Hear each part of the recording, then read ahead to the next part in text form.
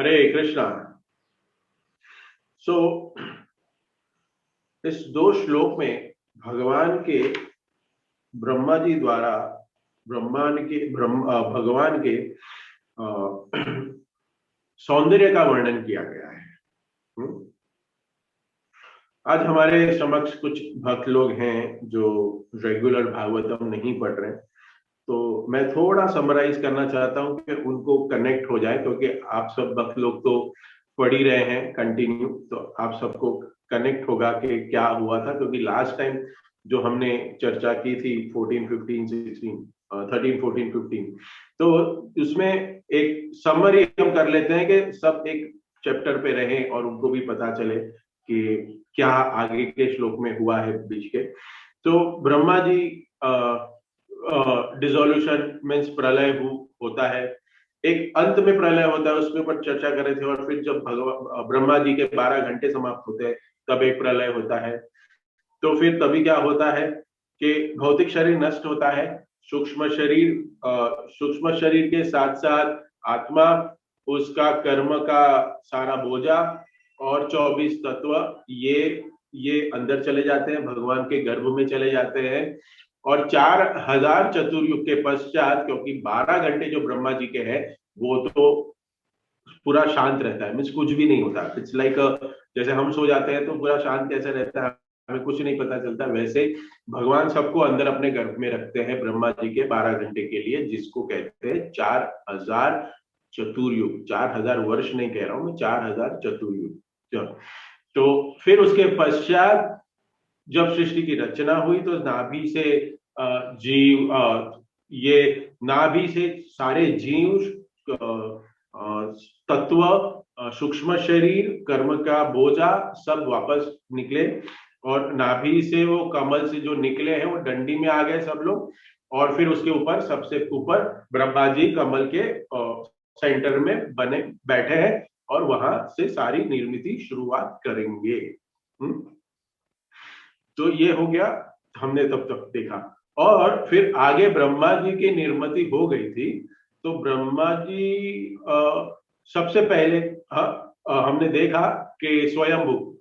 तो वो जब ब्रह्मा जी देखते हैं नीचे तो उनकी थोड़ा डर गए कि ब्रह्मा जी का जन्म हुआ, ये जो बता रहे हैं पिछले के श्लोकों में। तो ब्रह्मा जी का जन्म हुआ तो भगवान विष्णु भी उस कमल में प्रवेश कर चुके थे, क्योंकि परमात्मा रूप में तो भगवान हर जगह है। हाँ, और फिर उन्होंने 3 गुणों को भी प्रेरित किया।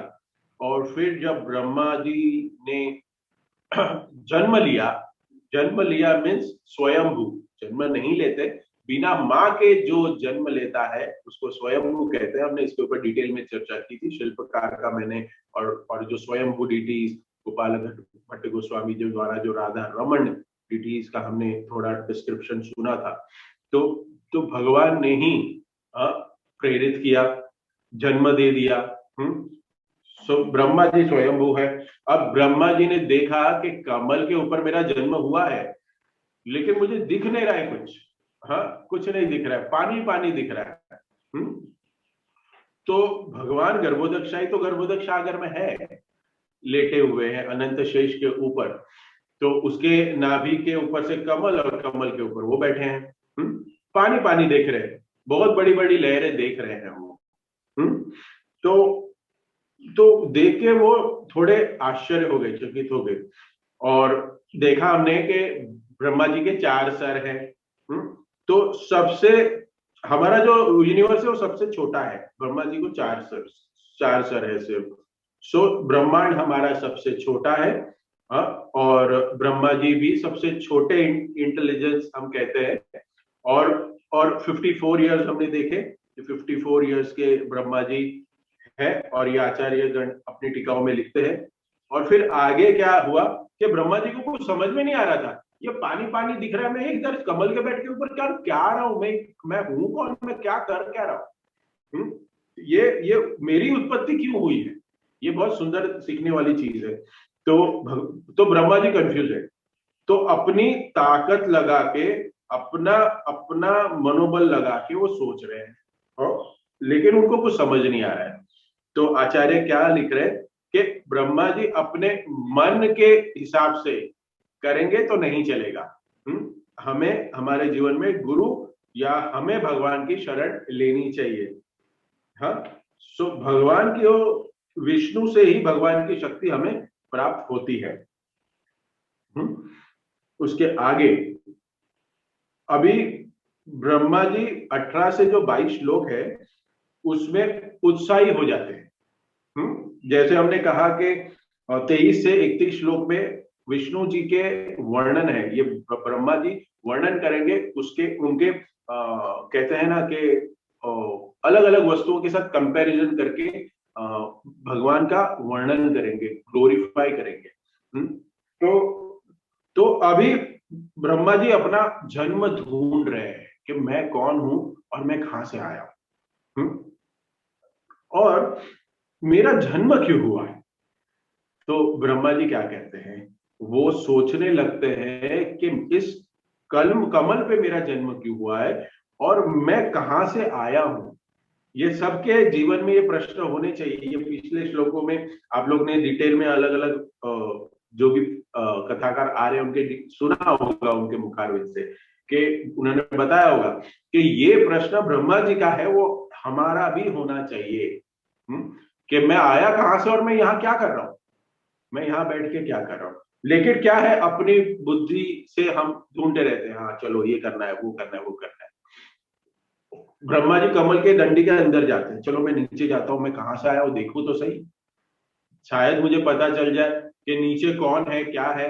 हाँ, तो मैं जहां से निकला हूं वहां तो पहुंचूंगा। कई सालों बिता देते हैं नीचे आने के लिए।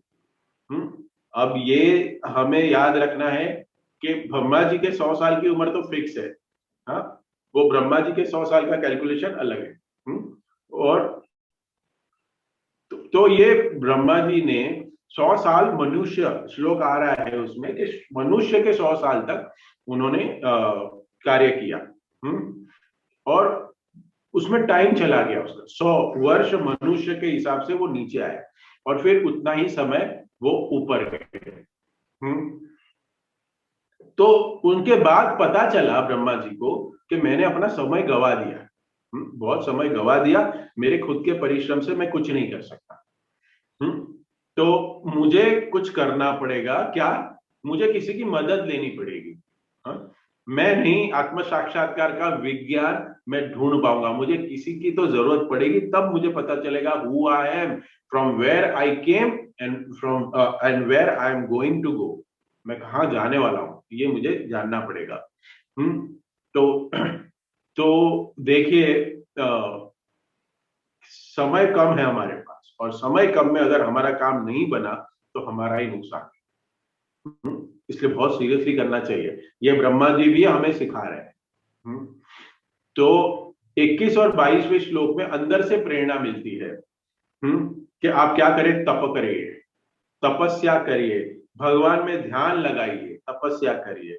क्योंकि फेल हो गए ना, वो नहीं ढूंढ पाए, नीचे गए ऊपर आए, 100 साल वेस्ट हो गए, 100 साल वेस्ट हो गए। ऐसे हमारे भी जीवन में हमने कुछ कुछ साल वेस्ट किए हैं। तो भाव होना चाहिए आगे के वेस्ट नहीं करूंगा, ज्ञान मिल गया अभी नहीं करूंगा। तो मेडिटेशन ध्यान करने लगते हैं, और जब 100 वर्ष तक, हमारे 100 वर्ष तक उन्होंने अपने होने के बाद, ये जो टाइम वेस्ट होने के बाद, ये 100 वर्ष के बाद उनके हृदय में भगवान दर्शन देते हैं। शिरोदक्षाई विष्णु, जो गर्भोदक्षाई विष्णु का विस्तार है। ये शिरोदक्षाई विष्णु भगवान ब्रह्मा जी को दर्शन देते हैं 100 साल के बाद। और जब वो दर्शन लेते हैं, देखिए 100 साल के बाद ब्रह्मा जी को, और हम क्या सोचते हैं, प्रभु जी 15 साल हो गया, प्रभु जी माता जी 10 साल हो गया, हो नहीं रहा है, हो नहीं रहा है। अरे ब्रह्मा जी को 100 साल लग गया था, तो हम किस खेत के मूली हैं। तो फिर अभी 23वें श्लोक और 24वें श्लोक में भगवान के सुंदर स्वरूप को ब्रह्मा जी देखते हैं और स्टार्ट करते हैं स्तुति करना। तो ब्रह्मा जी क्या करते हैं, देखे, मृणाल गौर यतशेष भोग। तो क्या देखा ब्रह्मा जी ने? एक सुप्रीम लॉर्ड को देखा। और वो सुप्रीम लॉर्ड क्या कर रहे थे? ये भगवान क्या कर रहे थे? वो शयानम, वो सो रहे थे। हाँ, वो एक सर्प, फना फना आदपत्रा ध्रुलभूधरत्न, एक शेष के बेड के ऊपर, हाँ, शैया के ऊपर वो सो रहे थे। अकेले सो रहे थे। मृणाल गौरव, कैसे दिख रहे थे वो? व्हाइट वाटर लिली होती है ना, सफेद, मृणाल गौर। यहाँ पे लिली को कहा गया है। अगर आप इंग्लिश आप फॉलो करेंगे भागवतम, तो वहां पे लिली है। और कमल के जैसे ही लिली भी एक फ्लावर होता है, देखा होगा आप लोग ने, चैट में लिख सकते हैं। हमारे नीलाचल विदिक विलेज जो वाड़ा, ये जो फार्म हाउस है तलासरी में, वहां पे हम जाते रहते हैं। तो वहां पे एक पॉन्ड है जहाँ पे बहुत सारे लिली फ्लावर्स है। पहले दूर से भक्त लोग क्या बोलते हैं, अरे कमल कमल कमल, दिखता कमल जैसा ही है, लेकिन रहता है वो, उसको लिली कहते हैं, उसको वाटर लिली कहते हैं। तो विश्वनाथ चक्रवर्ती ठाकुर उसको लिली कहते हैं। उनको लिली का कमल और लिली ज्यादा फर्क नहीं है। तो व्हाइट लिली, मृणाल गौर, यत शेष भोग। यत शेष बोले तो ये बेड, हाँ, शेष के ऊपर, हाँ, सर्प के ऊपर। और वो तैर रहे हैं, जो प्रलय का जो पानी है उसके ऊपर तैर रहे हैं, उसके ऊपर स्थित है।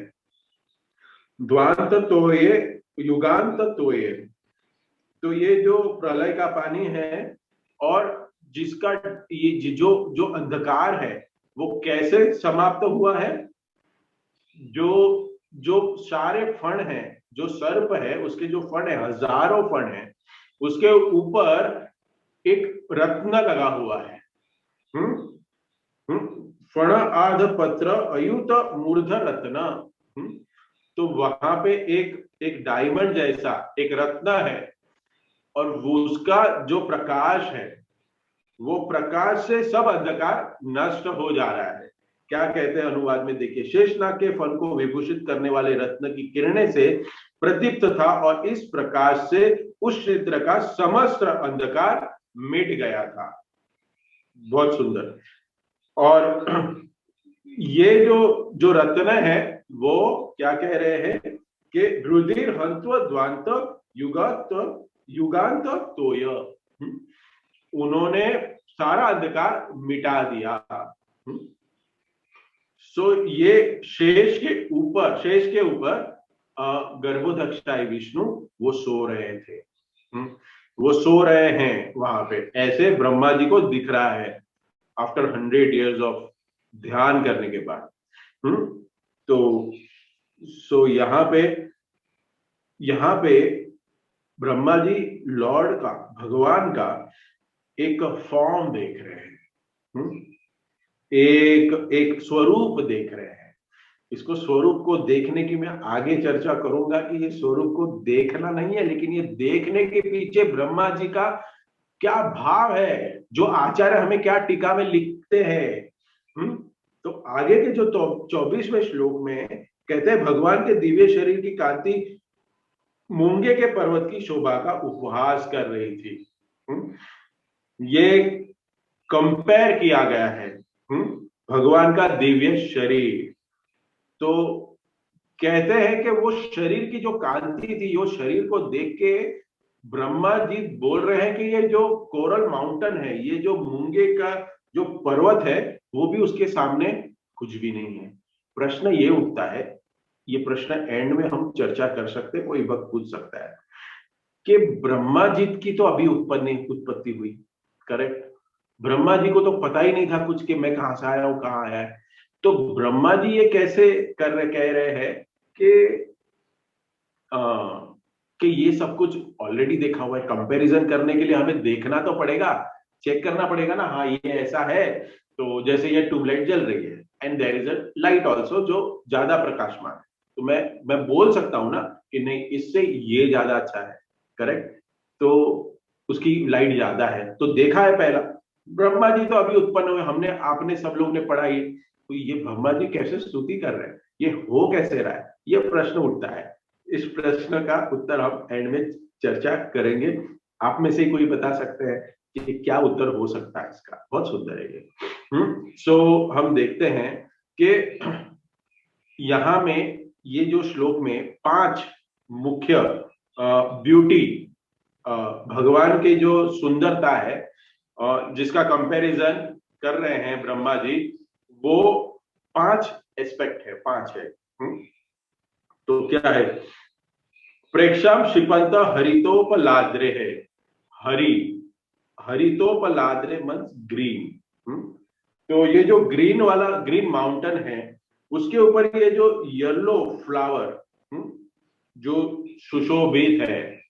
हाँ, तो देखिए इसमें जो हम कहें कि 5 कौन से एस्पेक्ट है जिसमें भगवान यहाँ पे, भगवान की यहाँ पे स्तुति कर रहे हैं और कंपैरिजन कर रहे हैं, वो है पीतांबर वस्त्र ऑफ लॉर्ड, मुकुट, गार्लैंड, आर्म्स एंड लेग्स, ये 4, इसमें सॉरी 5, इस 5 वस्तुओं की कंपैरिजन की गई है इस श्लोक में, 24 नंबर के श्लोक में। तो क्या है कि पहला पॉइंट क्या है कि पीतांबर वस्त्र, ये पीतांबर वस्त्र जो है कि वो ये जो कोरल माउंटेन है, ये एक ब्लूइश है, लेकिन उसमें ये जो पीतांबर वस्त्र भगवान पहने हुए हैं, ये बहुत ही कहते हैं कि वो ब्यूटी बढ़ा रहा है। बहुत ही बड़ी ब्यूटी बढ़ा रहा है भगवान का ये पीतांबर वस्त्र।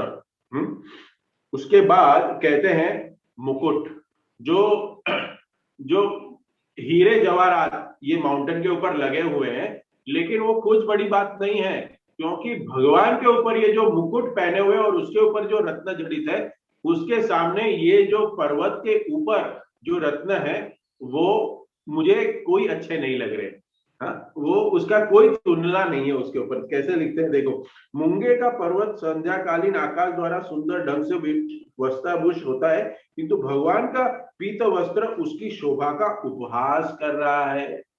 भगवान का पीतांबर वस्त्र, हाँ, कहते हैं ना कि उपहास कर रहा है, इसका मतलब कि बोलते नहीं है, लेकिन चेहरे से सब कुछ पता चल जाता है उपहास कर रहे हैं, बोलने की जरूरत नहीं है। तो जैसे हमारे भी जीवन में कभी कभी ऐसा विषय आ जाता है। और फिर आगे क्या कहते हैं, इस पर्वत की चोटी पर स्वर्ण है, किंतु रत्न जड़ित भगवान का मुकुट इसकी हंसी उड़ा रहा था। और फिर तीसरा क्या है, भगवान का गार्लन, हार, हाँ, बहुत सुंदर है। वो क्या है, पर्वत के झरने, जड़ी बूटियां आदि फूलों के दृश्य के साथ मालाओं जैसे लगते हैं। ये कैसे लग रहे हैं? जड़ी बूटियां, पर्वत के ऊपर जो है, झरने जो है, झरने और फूल, जड़ी बूटियां, फूल और झरने, वाटरफॉल्स वी कैन से, ये सब क्या है? ये सब कोई कोई ब्यूटी नहीं बढ़ा रही है, लेकिन भगवान ने जो हार पहना हुआ है, वो बहुत ही ज्यादा सुंदर लग रहा है, वो और उसका उपहास कर रहे हैं। देखिए, आप लोग ने देखा होगा दूध सागर, सब लोग कोई ना कोई गए होंगे। हाँ, तो वो कितना सुंदर लगता है, कितना सुंदर होता है वो दूध सागर में देखना। कि ये ब्यूटी है, एक बड़े से पहाड़ को हम देखे और फिर उसका झरना देखे, अच्छा लगता है हमें हिल स्टेशन जाना, हिल स्टेशन जाना, और फिर वहां पे कहते हैं ना माउंटेन वैली व्यू, ऐसा एक गैलरी वाला रूम लेना और फिर वहां पे बैठ के जब करना, वही करना होता है हमारा। लेकिन वो आनंद होता है, क्यों? क्योंकि ये देखने से हमें हमें आनंद की अनुभूति होती है। लेकिन यहाँ पे ब्रह्मा जी क्या कह रहे हैं, ये सब भी कुछ नहीं है भगवान का स्वरूप देखने से, और ये तात्पर्य में प्रभुपाद भी लिखेंगे। हाँ, सो प्रभुपाद भी आगे देख रहे हैं, देखिए आप, किंतु भगवान का विकट विराट शरीर तथा उनके हाथ पांव रत्न मोतियां तुलसी दल तथा फूल मालाओं के अलंकृत होकर उस पर्वत के दृश्य का उपहास कर रहे हैं। सो ये हाथ और पांव का कंपैरिजन हो रहा है कि ये बहुत भगवान का शरीर विराट है। और उनके हाथ पांव रत्न मोतिया तुलसी दल तथा फूल मालाओं से अलंकृत होकर उस पर्वत के दृश्य का उपहास करता है। तो हमें ये जानना है कि कि ये हम देखें सारी ब्यूटीज, ये सब देखें, ये देखने से हमें हमें भगवान की ही याद आनी चाहिए, भगवान का ही स्मरण होना चाहिए, ये हमारा भाव होना चाहिए।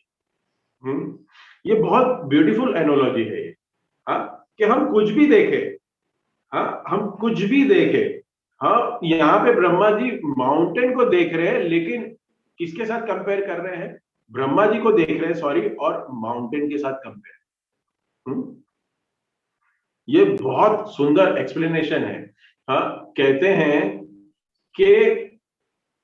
कहते हैं ना कि भगवान का जो स्वरूप है वो ब्लू है, हाँ, और वो जो है ना, पर्वत को सुशोभित नहीं कर रहा, पर्वत को भी उसकी जो पर्वत का जो सुंदरता है वो उसके सामने क्षीण है, कोई भी सुंदरता उसमें कोई मुझे नहीं दिखती है। जैसे हम उदाहरण दे सकते हैं वृंदावन में गोपियां, गोपियों ने हाँ, गोपियों ने देखा तमाल ट्री, और और और तमाल ट्री देखने के बाद, एक दूर से देखने के बाद तमाल ट्री थोड़ा ब्लूइश होता है, तो गोपियों ने तमाल ट्री देखा, और उनकी शाखाएं सब देख रहे थे, और गोपियां दूर से देख रही थी वो तमाल ट्री को, और तुरंत देखा तभी अचानक से वो फॉरेस्ट की एक गाय होती है जिसको हम नील गाय कहते हैं। आप लोग भक्तों ने जब वृंदावन परिक्रमा की होगी तब आपने देखा होगा कि वो गाय कभी कभी है ना हमें दिख जाती है, और जब देखते हैं ना तो बहुत अलग तरीके से गाय दिखती है वो। जिन जिन भक्तों ने नील गाय देखी है वो कमेंट में लिख सकते हैं, चैट बॉक्स पे लिख सकते हैं कि यस वी सॉ। तो ये बहुत वो गाय होती है, उसको वो गोवर्धन पे दिखती है, वो जंगली गाय भी कहते हैं नॉर्मल भाषा में, लेकिन उसका नाम नील गाय होता है। और जब ये देखा, वो गाय को, नील गाय को देखा गोपियों ने, तो तुरंत उन्होंने क्या किया, सब लोग ने क्या किया, कि गोपियों ने क्या किया, और तुरंत वो तमाल ट्री के पास गए गोपियां, और उनका शेल्टर ले लिया। क्योंकि गोपियों ने देखा कि तमाल ट्री ट्री नहीं है, वो ब्लूइश फॉर्म देख के वो अपना देखा कि ये हमारा कान्हा ही है, ये कृष्णा ही है, तो उनको आलिंगन करने लगी तमाल ट्री को। क्यों? बचाओ हमें इस नील गाय से। क्योंकि क्या है, देखिए भक्त, ब्रह्मा जी भी यहाँ पे कंपैरिजन से हमें क्या सिखाना चाहते हैं? हाँ, भगवान की ब्यूटी हमें देखनी चाहिए पूरी नेचर में। चैतन्य महाप्रभु भी, चैतन्य महाप्रभु चाटका करके एक पर्वत था, हाँ, वो पर्वत देखते हैं जगन्नाथपुरी में, वो देख के, उनको देख के चैतन्य महाप्रभु को क्या लग रहा है, ये तो गोवर्धन है, उनको गोवर्धन की याद आ गई। चैतन्य महाप्रभु भागते हैं वो पर्वत के ऊपर, हाँ, क्योंकि वो पर्वत को देख के उनको गोवर्धन की याद आ गई, और वो भाव विभोर हो गए। वो भाव विभोर हो गए और देखने लगे। तो आगे कहते हैं उसमें कि चैतन्य महाप्रभु जब भाग रहे थे तो बहुत सारे भक्त भी भागे। भगवान चैतन्य महाप्रभु के साथ तो अकेले तो नहीं जाएंगे, जब, क्योंकि हमेशा पार्षदों के साथ रहेंगे। तो जब चैतन्य महाप्रभु भागे वो पर्वत की तरफ, अरे गोवर्धन गोवर्धन गोवर्धन, हाँ, तो चैतन्य महाप्रभु भाव विभोर में थे, तो वो उनका थोड़ा लड़खड़ा के चल रहे थे, वो लड़खड़ा के चल रहे थे। तो सारे भक्त लोग भी भागे। तो रमानंद राय, हाँ, गोविंद, ऐसे बहुत सारे भक्त, और परमानंद पुरी जो बहुत सीनियर भक्त थे, आता है चैतन्य चरितामृत में ये सब प्रसंग कि परमानंद पुरी भी वो भी देखा उन्होंने ये पास टाइम, तो वो भी भागने लगे, वो भी भागने लगे डिवोटीज के साथ। तो चैतन्य महाप्रभु ने देखा वो पर्वत, और वो देख के गोवर्धन गोवर्धन चिल्ला रहे हैं, और उसके साथ साथ उनका आवाज भी चौक हो गया, उनका शरीर तो स्तब्ध हो गया लेकिन आवाज भी स्तब्ध हो गया। और सारे भक्ति के जो भी लक्षण है, रोमांच कंपा, वो सारे लक्षण, रोमांच उठ गया, और सारे लक्षण, भक्ति के लक्षण वो सारे प्रकट करने लगे चैतन्य महाप्रभु। और फिर यह आगे क्या होता है, चैतन्य महाप्रभु थोड़ा सा कॉन्शियसनेस में आके कहते हैं, यद राम कृष्ण चरण स्पर्श दामोदर।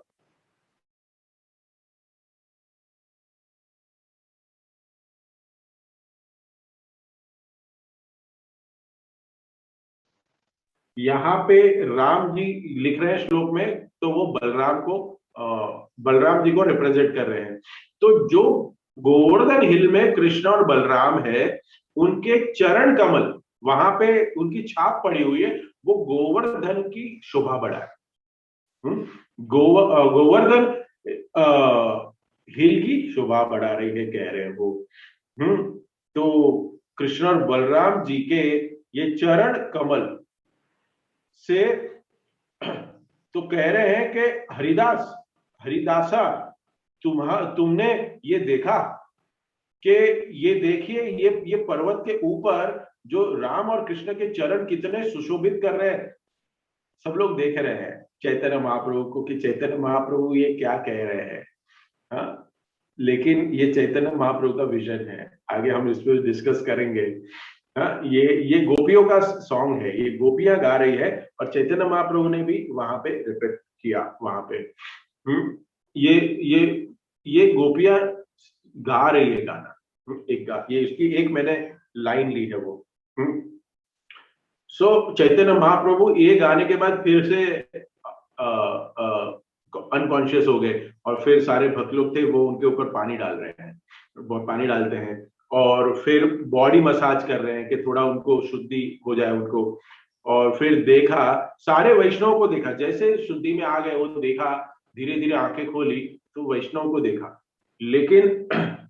लेकिन जब उन्हें परमानंद पुरी को देखा तो बहुत बहुत तो वो ज्ञानी हो गई, वो बहुत ही शेम्ड, उनको बहुत शर्म आ गई, क्योंकि बहुत सीनियर है वो, उनके सीनियर है, और कह रहे हैं कि आप क्यों आए, आप क्यों यहाँ के। मैं और वो परमानंद पुरी कहते हैं कि मैंने आपकी लीलाओं को सुना, और मैं यहाँ देखने आया हूँ आपकी ब्यूटी, ये जो गोवर्धन पर्वत जो है उसकी ब्यूटी देखने आया हूँ। I have come here to see the beauty of Krishna. तो महाप्रभु और शर्मा गए हुए।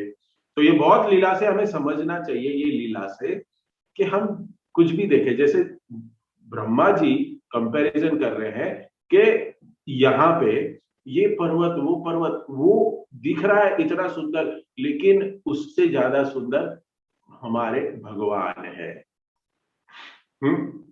महाप्रभु के पास टाइम में हम देख रहे हैं, ये हमें चैतन्य महाप्रभु ब्रह्मा जी क्या बताना चाहते हैं इस श्लोक में, कि भक्त लोग जो भी कुछ देखें वो सब कुछ भगवान के रिलेशन में देखना चाहिए। भगवान के रिलेशन में हमें देखना चाहिए। और ब्रह्मा जी 1-to-1 एनालॉजी में हमने देखा कि 5 एस्पेक्ट को कंपेयर कर रहे हैं, विष्णु भगवान के बॉडी के साथ कंपैरिजन हो रहा है। सो इस दुनिया में बहुत सारी नेचुरल वस्तुएं हैं, करेक्ट। हाँ, और उस वस्तुओं को देख के हमें कुछ ना कुछ सीखना है, कुछ ना कुछ हमें सीखना है। जैसे हम देखें कि एक डिवोटी कह रहे थे उनके लेक्चर में कि भगवान ने 2 आंखें दी। हाँ, तो हमें 2 आंखें आगे दी, क्यों? क्योंकि हमें आगे की तरफ देखना है। We don't have to look behind and worry about the past. हमें पीछे की ओर देख के, हमें हमारे पास्ट को देख के वरी नहीं करना है। हाँ, हमेशा हमें आगे बढ़ते जाना है। सो भगवान के क्रिएशन, भगवान ने आंखें क्यों आगे दिए? तो ये आचार्यगण ऐसे टीका करते हैं कि इसके लिए दी है। हाँ, और भी आता है कि, और एक आचार्य क्या लिखते हैं कि भगवान ने हमें दो ईयर्स क्यों दिए, दो कान दिए, लेकिन एक ही जिह्वा दी। हाँ, एक ही मुख दिया। क्यों? क्योंकि हम ज्यादा से ज्यादा सुन सके, ना कि बोल सके। क्योंकि हमें ना बोलने की, किसी को है ना सुनने की आदत नहीं होती है, हमें बोलना है, बोलना है। We always try to keep speaking. हम हमारा प्रभाव रखना चाहते हैं, कि बोलते रहते हैं, हम हमारा प्रभाव दूसरे के ऊपर रखना चाहते हैं। लेकिन दो कान इसके लिए दिया, आचार्य लिख रहे हैं कि आप ज्यादा से ज्यादा सुनिए। सो दैट्स व्हाट एक इंग्लिश में कहावत है कि good learners are always a good listener. जो सीखते हैं ज्यादा अच्छे से, वो हमेशा सुनते ज्यादा है, बोलते ज्यादा नहीं है। तो इसके लिए हमें दो कान दिए। दो कान इसके लिए दिए कि आप लोग ज्यादा से ज्यादा सुनिए, हरी कथा, श्रीमद् भागवतम, भगवत गीता, अलग अलग वैष्णवों, सीनियर डिवोटीज के लेक्चर सुने और हमारा ज्ञान बढ़ाए हम। सो ऐसे ही, सो हम ये नेचर को स्टडी करेंगे ना, तो हम बहुत सारे ऐसे लेसन ले सकते हैं। भागवतम में आगे हम पढ़ेंगे, आगे के अध्यायों में आएगा, आगे के कैंटोज में आएगा 24 गुरुस। अवधूत ब्राह्मण की कथा के 24 गुरु को उन्होंने एक्सेप्ट किया। और उसमें हम देखते हैं, क्योंकि हमने तो जाना है प्रभु ये 24 गुरु कहां से आ गए, अभी ये 24 गुरु को कहां ढूंढने जाए। हमें तो एक ही गुरु है। हमारे शिक्षा गुरु एक हो सकते हैं, एक दिशा गुरु हो सकते हैं, और एक दीक्षा गुरु हो सकते हैं। हमने ये 3 गुरुओं के बारे में सुना है, फिर चैत्य गुरु, वो इन डिटेल में। तो ये 24 गुरु कौन है? हाँ, सो जब हम इसकी इंक्वायरी करते हैं तो हम जानते हैं कि ये 24 गुरु हैं, ये हमें हमारे स्पिरिचुअल जर्नी में हमें हेल्प कैसे करते हैं। बहुत सुंदर है ये 24 गुरु की कथा भी, कि एक एक वस्तु, ये गुरु मैंने बना लिया अवधूत, इसको गुरु बना लेता है। क्यों? क्योंकि ये गुरु बना, मैं इनसे ये सीख सकता हूं, तो क्या करता हूं मैं, अपनी भक्ति में वर्धन करता हूं, मेरी भक्ति बढ़ती है। I connect my devotion with this practical application. So हमें हमें सीखने के लिए हम बहुत लोगों से सीख सकते हैं, इस नेचर से भी सीखते हैं। हमें 24 गुरुस हमें सिखाते हैं अलग अलग वस्तुएं, अवधूत ब्राह्मण। हाँ, तो हमें देखना चाहिए कि हमें सीखना चाहिए सबको देख के। ये ब्रह्मा जी भी देख के कंपैरिजन करके हमें सिखाना चाहते हैं। श्री प्रभुपाद भी तात्पर्य में रखते हैं, प्रकृति का दृष्टात्मक सौंदर्य जो सबको चकित करता है, भगवान के दिव्य शरीर का विकृत प्रतिबिंब माना जा सकता है। अतः जो व्यक्ति भगवान के सौंदर्य द्वारा आकृष्ट होता है, वह भौतिक प्रकृति सौंदर्य से आकृष्ट नहीं होता। करेक्ट? नहीं होता। बट उसको देख के we can compare, we can, वो भौतिक वस्तु को देख के हम भगवान को ही स्मरण करें। ये प्रभुपाद का भाव यहाँ पे प्रकट हो रहा है। देखिए, प्रभुपाद एक बहुत सुंदर लीलामृत में कथा है। प्रभुपाद है ना, कभी आप लोग ने देखा होगा प्रभुपाद के लेक्चर्स और प्रभुपाद के वीडियोस, प्रभुपाद मॉर्निंग वॉक कर रहे हैं। लोगों ने देखा है? जो भक्त लोग ने देखा है वो टाइप करके लिख सकते हैं, हाँ चैट में, बॉक्स में लिख सकते हैं। तो प्रभुपाद वॉक करने जाते थे। प्रभुपाद को एक माता जी ने कहा कि Prabhupada you should walk every day. हाँ, you are all the time sitting and speaking and managing. हाँ, तुम हर बार आप है ना बैठे रहते हो, तो आपको चलना चाहिए, आपकी सेहत के लिए अच्छा है। तो एक बार डॉक्टर भी आए। हाँ, एक बार डॉक्टर आए, प्रभुपाद की हेल्थ ठीक नहीं थी, तो डॉक्टर मिलने को आए, और प्रभुपाद ने कहा कि this man is not sitting, this man is not walking. ऐसे डॉक्टर ने कहा, क्योंकि डॉक्टर तो भक्त ही था। तो स्टेटमेंट है, this this man is not walking, all the day is sitting. ये जो व्यक्ति है, ये चलता नहीं है, ये पूरा दिन बैठे रहता है। हाँ, इसको चलना चाहिए। सो जब डॉक्टर ने भी कहा, तो प्रभुपाद ने स्टार्ट किया, और उसी के बाद हमें प्रभुपाद वॉक लेक्चर सीरीज मिलना शुरू हुई। सो प्रभुपाद वॉकिंग शुरू किया। प्रभुपाद ने कहा, अभी मैं करूंगा वॉकिंग। तो डिवोटीज भी खुश हो गए, और डिवोटीज खुश हो गए और लगा कि चलो अभी हमें प्रभुपाद का संग मिलेगा। तो प्रभुपाद के साथ सब लोग वॉक पे लिए गए। फर्स्ट वॉक ऑफ द शिल Prabhupada in US, in a Japat in a walk top. It's a place called Golden Gate.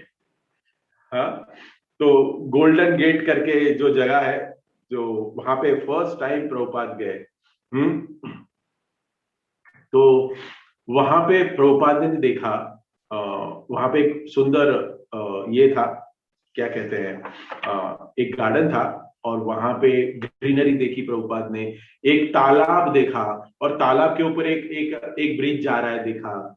और छोटी छोटी शिलाएं, शिलाएं नहीं बोल सकते उसको, पेबल्स कहते हैं। पेबल्स छोटे छोटे पत्थर होते हैं जो बहुत ही सुंदर लगते हैं देखने में, गोल मटोल होते हैं, व्हाइट कलर्स के, ग्रे कलर्स के, अलग अलग कलर्स के होते हैं, और वो गार्डन में रखे होते हैं। तो तो क्या कहते हैं, वो जब प्रभुपाद चल रहे थे ना, प्रभुपाद चल रहे थे, प्रभुपाद ने बहुत सारे प्रश्न पूछे भक्तों को। तो जो भी देखा और कमेंट किया, और वो सभी चीज को प्रभुपाद ने कृष्णा कॉन्शियसनेस में कनेक्ट किया। ये विजन था प्रभुपाद का। तो पेबल्स जब देखे ना, वो छोटे छोटे पत्थर देखे ना, पेबल्स, तो प्रभुपाद ने पूछा ये तुम्हें देख के क्या लग रहा है डिवोटी? तो डिवोटीज ने कहा कि ये तो पेबल्स है, ये तो पेबल्स दिख रहे हैं, बहुत छोटे छोटे हैं।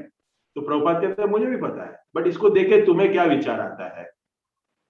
तो प्रभुपाद को ऐसे देख के सब लोग चुप रह गए, कुछ समझ नहीं आ रहा, हाउ टू कनेक्ट एनोलॉजी, क्या करना है। तो प्रभुपाद ने कहा कि लाइक थाउजेंड्स, ये बहुत सारे ये जीव है, ये सारे जीव है। हाँ, सृष्टि में ये पेबल्स के जैसे ही thousand and millions living entities are living, और ये पड़े हुए हैं ऐसे ही। हाँ, और फिर थोड़ा आगे गए, प्रभुपाद ने क्या कहा, ये सारे जीवात्मा पड़े हुए हैं और ऐसे ही पड़े रहेंगे, ये हिलेंगे नहीं, ऐसे ही जन्म मृत्यु जरा व्याधि में घूमते रहेंगे, ये सारी पेबल्स वो है, प्रभुपाद ने कहा। और फिर आगे और गए, हाँ, आगे और बढ़े, हाँ, और फिर देखा, ये देखिए आकाश देखिए, हाँ, तो आकाश में देखिए ये बादल भी है। तो प्रभुपाद ने पूछा ये क्या है? तो बोल रहे हैं कि प्रभुपाद आकाश है, आकाश में क्लाउड भी है, बादल भी है। नहीं, कि बादल के बाद क्या, बादल के पीछे क्या दिख रहा है? तो कहते हैं कि सूर्य है। तो तुमने क्या सुना, तो इससे क्या लर्न किया? प्रभुपाद ने कहा कि सूर्य दिख रहा है, बादल दिख रहे हैं, तो तुम्हें क्या दिख रहा है, इसके ऊपर तुम क्या सीख रहे हो, बताओ। तो प्रभुपाद को कहते हैं कि sir, sun behind the cloud, बादल के पीछे है सन। तो भगवान ने कहा, सॉरी, प्रभुपाद ने कहा कि कृष्णा इज देयर, बट ये जो बादल है वो माया है। बिकॉज ऑफ द माया, हाँ, because of the maya we are not able to see Krishna properly. तो देखिए कितना सुंदर कि clouds can not, we can say कि clouds can not be always cover the Krishna. Cloud हमेशा नहीं कवर कर पाते, लेकिन हमारे जीवन में भी कभी कभी होता है ना, कभी कभी माया ज्यादा प्रभावी हो जाती है। फिर हमारे जीवन में थोड़ा उथल पाथल होती है, तो फिर हम थोड़ा सा भूल जाते हैं। हाँ, भूल जाते हैं, या फिर हमें हमसे माया भूलवा देती है। करेक्ट। तो ये बहुत देखिए, सन तो बहुत ऊपर है, करेक्ट, लेकिन ये बादल बीच में आ गए तो माया से ढक गए। ये प्रभुपाद नेचर को देख के कनेक्ट कर, देखिए, ये माया हमारी विजन ब्लॉक कर सकती है भगवान श्री कृष्ण को देखने में। देखिए प्लेन है, प्लेन अगर क्लाउड के नीचे उड़ता है तो वो नहीं, हम प्लेन में बैठे तो हम नहीं देख सकते सर, करेक्ट। लेकिन अगर प्लेन ऊपर है, क्लाउड के ऊपर है, तो क्या होगा, हम सूर्य को पूरा क्लियर देख सकते हैं, कभी कोई डिस्ट्रैक्शन नहीं होगा। वैसे ही अगर हम क्लाउड के अंडर काम करते, सॉरी, हम माया के अंडर रहते हैं हमेशा, तो हम नहीं सूरज को देख पाएंगे। तो हम कृष्ण को नहीं देख पाएंगे। लेकिन अगर वी अबव माया, माया को हमने ठुकरा दिया, माया के ऊपर हमने जीत ले ली, हाँ जीत लिया माया को, तो हम क्या करेंगे, भगवान श्री कृष्ण को हमेशा देख पाएंगे। तो ऐसे ही प्रभुपाद हमें बहुत सारे उस वॉक के चैप्टर में बहुत सारे लेसन दे रहे हैं। लीलामृत में बहुत अच्छे से कह रहे हैं।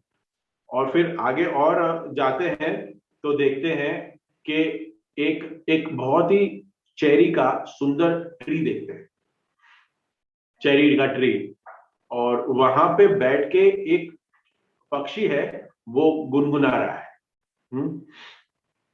तो प्रभुपाद ने पूछा ये क्या है बताओ। तो कोई ने कहा कि एक पेड़ है और पेड़ के ऊपर पक्षी है, वो ये बोल रहा है, कुछ गा रहा है, बस वो उसकी आवाज निकाल रहा है। तो प्रभुपाद ने क्या कहा, प्रभुपाद ने अभी एक्सपीरियंस हो गया था ना डिवोटी को, तो वो कनेक्ट करना चाहेंगे, क्योंकि प्रभुपाद सब कुछ कृष्णा कॉन्शियस में कनेक्ट करे। अभी इसके लिए भी उन लोग सोच रहे कि क्या क्या पैटर्न में हम सोचे, क्या सोचे प्रभुपाद को हम इंप्रेस करने के लिए। तो तो सब लोग बहुत ध्यान से देख रहे थे। प्रभुपाद ने ना बहुत सिंपल आंसर दिया, सिंपल आंसर दिया कि ये जो पक्षी है वो इस पेड़ के जो फल है उससे बहुत अटैच है। हाँ, तो ऐसे ही देखे कितने सुंदर सुंदर उदाहरण देखे प्रभुपाद हमेशा क्या देखते थे। हमें प्रभुपाद हमेशा सभी वस्तुओं में कृष्णा कॉन्शियसनेस, भगवान से ये शक्ति को कैसे जोड़ा जाए, ये देखते थे। ब्रह्मा जी भी यही कर रहे हैं। ब्रह्मा जी भी हमें स्तुति करके, आगे के श्लोकों में भी आप यही देखेंगे कि ब्रह्मा जी अलग अलग स्तुतियों से वर्णन कर रहे हैं भगवान का। तो यही शक्ति, यही जो विचार है, हमें हमारे भाव को हमारे अंदर डेवलप करना पड़ेगा, जो ब्रह्मा जी के पास है, जो प्रभुपाद के पास है। हाँ, सो प्रभुपाद ने कहा कि इसको ऐसे देखने के लिए, ये नेचर को देखने के लिए यू नीड शास्त्र चक्षु। एक तो हमने देखा, हमने क्या देखा कि भगवत गीता में भगवान विश्वरूप दिखा रहे, तो अर्जुन को दिव्य चक्षु, करेक्ट, लाइव टेलीकास्ट। लेकिन यहां प्रभुपाद हमें कह रहे हैं कि आप शास्त्र के चक्षु से देखो। सो इसका क्या अर्थ है, शास्त्र के चक्षु से देखना मतलब हम इस शास्त्र को ध्यान से पढ़ें, इस शास्त्र को हम ध्यान से सुने, श्रीमद् भागवतम को। देखिए अभी आने वाले कुछ दिनों में भद्र पूर्णिमा है, आप सभी भक्त लोग तो सीनियर है, बहुत सारे भक्त लोग, तो इनके पास तो घर पे श्रीमद् भागवतम तो होगी ही। लेकिन इस शास्त्र के चक्षु को अगर हम ये श्रीमद् भागवतम हम बांटेंगे, हाँ, हम किसी को डोनेट करेंगे, या हम किसी को एक दूसरे के साथ एक्सचेंज, गिफ्ट में एक्सचेंज होता है ना ऐसे, तू मुझे गिफ्ट कर दे, मैं तुम्हें गिफ्ट करता हूँ, ऐसा करेंगे तो हम उसको शास्त्र चक्षु देंगे, और शास्त्र चक्षु मिलेंगे तो हम दुनिया में जो भी वस्तुएं देखें, जो भी वस्तु है, हाँ, जैसे यहीं मेरे घर के बाहर कदम्ब ट्री है, हाँ, तो कदम्ब ट्री में कितने सुंदर फूल आते हैं, तो फूल को भगवान को ऑफर करना, अरे ये तो भगवान, बहुत सारे लोग हैं जिनको ये ट्री है, वो कदम का ट्री है, वो पता ही नहीं ये फूल है एक कदम का। बहुत सारे लोग, क्यों? क्योंकि शास्त्र के चक्षु से देखा ही नहीं है। तो हमें इस श्लोक से ब्रह्मा जी यही बता रहे हैं कि we should always see Krishna in each and everything.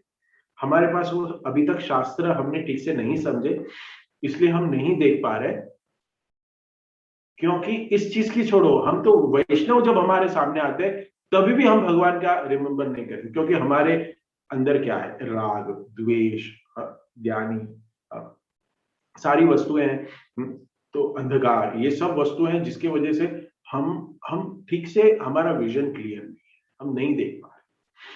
नहीं तो प्रभुपाद हमेशा कहते हैं ना, जगत मिथ्या, हम कहते हैं ना ये मटेरियल वर्ल्ड मुंडेन है, वो किसके लिए है? जिसने शास्त्र को नहीं पढ़ा है। अगर शास्त्रों को पढ़ा है और अपने आप को शुद्धिकरण हो गया है, तो वो शास्त्रों को क्या देखेगा, वो ये जो नेचर को, ये अलग अलग वस्तुओं को देख के क्या कहेगा? ये भगवान की, क्योंकि भगवान की शक्ति है, ये जो भी चीज बनाई है भगवान की शक्ति है, तो भगवान से ही कंपेयर करेगा, भगवान को ही उसमें भगवान के साथ कंपेयर करके उसमें कृष्णा कॉन्शियसनेस में कैसे आगे बढ़ा जाए, हम भक्ति कैसे अच्छे से करें और हम ज्ञान कैसे हासिल करें, वही करेगा। तो हमें इससे यही ज्ञान मिलता है कि शास्त्र के चक्षु हमें नंबर बढ़ाने पड़ेंगे, नंबर बढ़ाने पड़ेंगे इसका मतलब नंबर बढ़ाने पड़ेंगे इसका मतलब अगर हमारा चश्मा आता है, नंबर बढ़ जाता है, तो हमारा हमें प्रॉब्लम है, ये थोड़ा डेंजर सिचुएशन है। लेकिन शास्त्र चक्षु अगर हमें मिलता है और उसका नंबर बड़ा होता है, मतलब नंबर बढ़ना मतलब आपको ज्यादा ज्ञान है, तो ये हार्मफुल नहीं है। तो इसी के साथ इसको विराम देते हैं। I always take so much time, I am so sorry. Thank you. Hare Krishna.